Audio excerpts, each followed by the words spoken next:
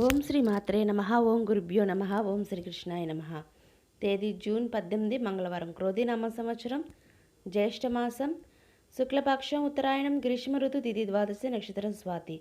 ఇవాళ మేషం నుంచి మీనం వరకు రాశి ఫలితాలు చూద్దామండి. మొట్టమొదటిగా మేషరాశి. మేషరాశి వారికి సమాజంలో పెద్దల అనుగ్రహంతో కీలకమైన పనులు పూర్తి చేస్తారు. నూతన వ్యాపారాల ప్రారంభానికి శ్రీకారం చుడతారు. బంధుమిత్రుల నుండి శుభకార్య ఆహ్వానాలు అందుతాయి. ఆకస్మిక ధన ప్రాప్తి కలుగుతుంది. వ్యాపారాలు మరింత పుంజుకుంటాయి. వృత్తి ఉద్యోగాల్లో ఆశించిన పురోగతి సాధిస్తారు. తదుపరి వృషభ రాశి. వృషభ రాశి వారికి ప్రయాణం విషయంలో అప్రమత్తంగా వ్యవహరించాలి. వృత్తి వ్యాపారాల్లో సమర్థ్యత పెరుగుతుంది. కుటుంబ సభ్యుల అనారోగ్య సమస్యలు మానసికంగా కొంత కలిచివేస్తాయి. నిరుద్యోగ ప్రయత్నాలు నిదానంగా సాగుతాయి. నూతన రుణ ప్రయత్నాలు కలిసిరావు. కీలక విషయంలో ఆలోచించి ముందుకు సాగాలి. తదుపరి మిథున రాశి. మిథున రాశి వారికి మాతృవర్గం బంధువులతో స్థిరాస్తి వివాదాలు కలుగుతాయి. వృత్తి వ్యాపారాల్లో నష్టం సూచనలు ఉన్నవి. అధిక శ్రమతో అల్ప ఫలితాలు పొందుతారు. ఉద్యోగాల్లో అధికారులతో వివాదాలు కలుగుతాయి. చేపట్టిన పనిలో మార్గ అవరోధాలు కలుగుతాయి. కుటుంబ సభ్యులతో పుణ్యక్షేత్రాలు దర్శించుకుంటారు. తదుపరి కర్కాటక రాశి. కర్కాటక రాశి వారికి బంధుమిత్రులతో గృహమున సఖ్యత వ్యవహరిస్తారు. ఆర్థిక పరిస్థితి మరింత మెరుగుపడుతుంది. వృత్తి ఉద్యోగాల్లో పని ఒత్తిడి నుండి ఉపశమనం పొందుతారు. చేపట్టిన పనులు ఉత్సాహంగా పూర్తి చేస్తారు. నూతన వ్యాపార విస్తరణ ప్రయత్నాలు ఫలిస్తాయి. నిరుద్యోగులకు అనుకూల వాతావరణం ఉంటుంది. తదుపరి సింహరాశి. సింహరాశి వారికి వ్యాపారాలు మందకొడిగా సాగుతాయి. వృత్తి ఉద్యోగాల్లో బాధ్యతలు నిర్వహించడంలో లోటుపాట్లు కలుగుతాయి. ముఖ్యమైన వ్యవహారాలు వాయిదా వేయడం మంచిది. సోదాలతో స్థిరాస్తి వివాదాలు కలుగుతాయి. ఆర్థిక పరిస్థితి నిరుత్సాహపరుస్తుంది. నేత్ర సంబంధిత సమస్యలు కలుగుతాయి. తదుపరి కన్యారాశి. కన్యారాశి వారికి నిరుద్యోగులకు చాలా కాలంగా ఎదురు చూస్తున్న అవకాశాలు అందుతాయి. భాగస్వామ్య వ్యాపారాలకు నూతన పెట్టుబడులు లభిస్తాయి.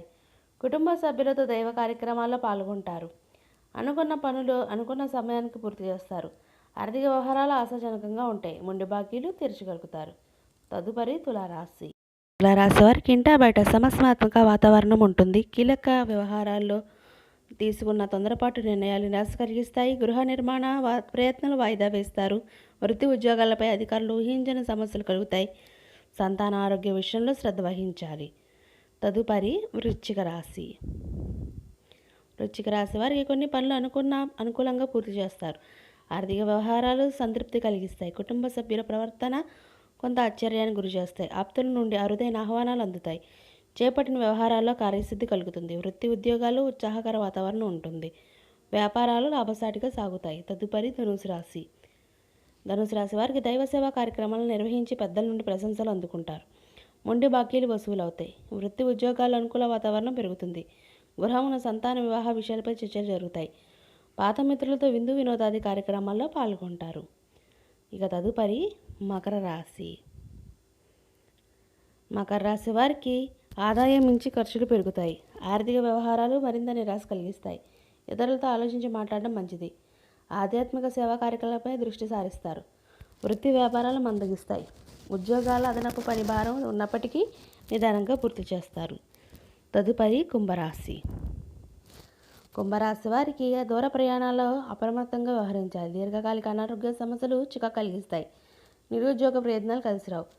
బంధుమిత్రుల నుండి ఊహించిన మాటలు వినవలసి వస్తుంది. వృత్తి వ్యాపారాల ఆర్థిక సమస్యలు కలుగుతాయి. ఉద్యోగమున సహోద్యోగులతో మాట పట్టింపులు కలుగుతాయి. తదుపరి మీనరాశి. మీనరాశి వారికి చాలా కాలంగా వేధిస్తున్న స్థిరాస్తి వివాదాల నుండి బయటపడతారు. ఆర్థిక విషయాలు ఆలోచించి కార్యరూపం దాలుస్తాయి. వృత్తి ఉద్యోగాల్లో పదోన్నతులు పెరుగుతాయి. వ్యాపార విషయంపై పెద్దల సలహా తీసుకోవడం మంచిది. విద్యార్థులకు నూతన అవకాశాలు లభిస్తాయి. పుణ్యక్షేత్రాలు దర్శనం చేసుకుంటారు. ఇదండి ఇవాళ మేషం నుంచి మీనం వరకు రాశి ఫలితాలు. ఈ వీడియో మీకు నచ్చితే షేర్ చేయండి, లైక్ చేయండి. మరిన్ని వీడియోస్ కోసం మా ఛానల్ సబ్స్క్రైబ్ చేసుకొని పక్కన బెల్ ఐకాన్ ఉంటుంది. దాన్ని ట్యాప్ చేసి ఆన్ బటన్ క్లిక్ చేస్తే నేను చేసే ప్రతి వీడియో మీకు నోటిఫికేషన్గా వస్తుంది. మళ్ళీ ఒక మంచి వీడియోతో మళ్ళీ మీ ముందుకు వస్తాను. అందరికీ ధన్యవాదాలు. సర్వేజన సుఖినో భవంతు.